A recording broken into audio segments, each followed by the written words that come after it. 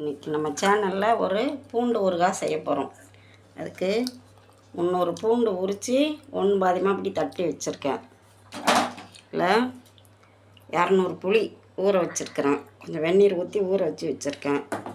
25 gram ஒரு 10 gram வெந்தயம், 25 gram கடுகு, 50 மிளகாய்.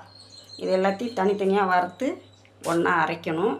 முதல்ல எண்ணெயை ஊற்றி வானலில் நல்லெண்ணெய் தான் ஊற்றணும், வேறு எந்த எண்ணெயும் ஊற்றக்கூடாது. நல்லெண்ணெய் ஊற்றி பூண்டை போட்டு வதக்குவோம். வெந்தயம் கறிவிடக்கூடாது, நல்லா கொஞ்சம் கலர் மாறினோன்னா எடுத்துடுவோம். அதே வானலில் கடுகு போட்டு கடுகு கொஞ்சம் வெடித்த உடனே எடுத்து வேறு பாத்திரத்துக்கு மாற்றிடணும்.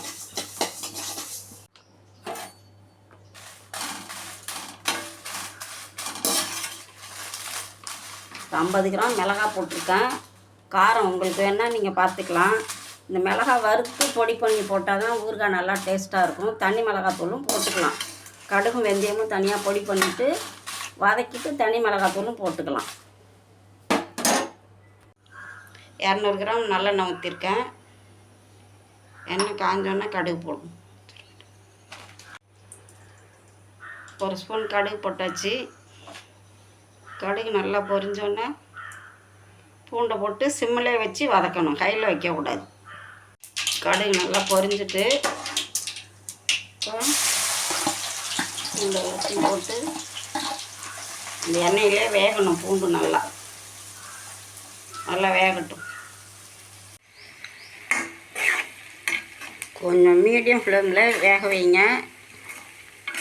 நல்லா வேகணும், ரொம்ப ஹையில் வச்சிட வேண்டாம். இப்போது அந்த மிளகாயெல்லாம் காம்பு கிள்ளிட்டு அதோட அந்த வெந்தயமும் கடுகும் போட்டு ஒன்றா அரைச்சிக்கலாம். கொஞ்சம் குறைன்னு அரைச்சிக்கணும், ரொம்ப நைஸாக அரைக்கக்கூடாது. மிளகாய் வறுத்து போட்டு அரைச்சா தான் இந்த ஊறுகாய் நல்லா டேஸ்ட்டாக இருக்கும்.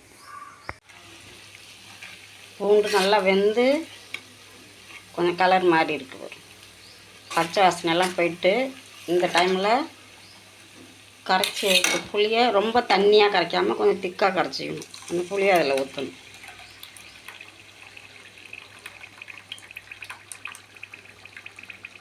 இது நல்லா கொதிக்கணும். இதில் கொஞ்சம் கட்டி பெருங்காயம் போட்டிருக்கேன். தூள் பெருங்காயம் இருந்தாலும் போட்டுக்கலாம். 1 ஸ்பூன் மஞ்சள் தூள், சின்ன ஸ்பூன், அதனால் நான் 2 போடுறேன்.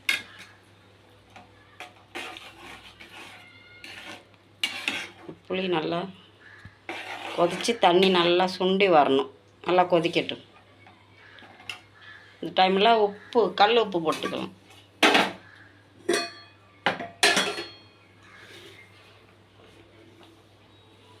தேவையான அளவு உப்பு போட்டு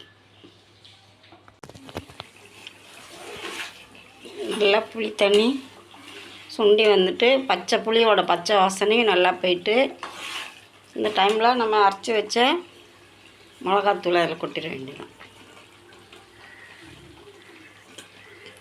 இது பூண்டு நம்ம தாளித்ததுலேருந்து அடிக்கடி வதக்கி விட்டுக்கிட்டே இருக்கணும், இல்லைன்னா அடி பிடிச்சிரும்.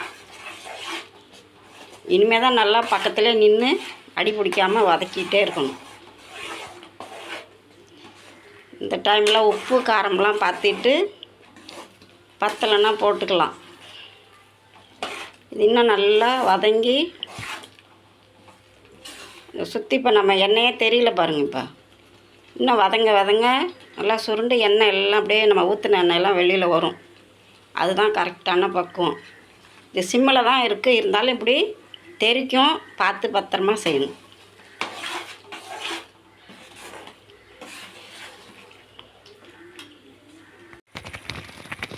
எல்லாம் அப்படியே பிரிஞ்சு வருது பாருங்கள். ஓரமாக நடுவில் எல்லாம் அந்த எண்ணெய் எப்படி இந்த பொடியை போட்டு ஒரு 5 நிமிஷம் இல்லை ஒரு 10 நிமிஷம் அப்படியே நல்லா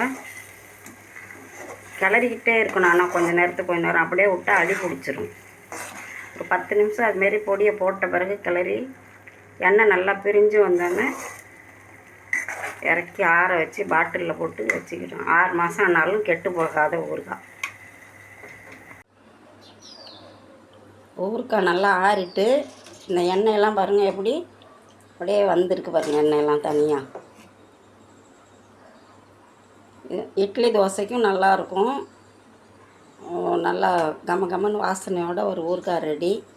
ட்ரை பண்ணி பாருங்கள். இதில் வந்துட்டு கலர் பவுட்ரு கிடையாது, வினிகர் கிடையாது.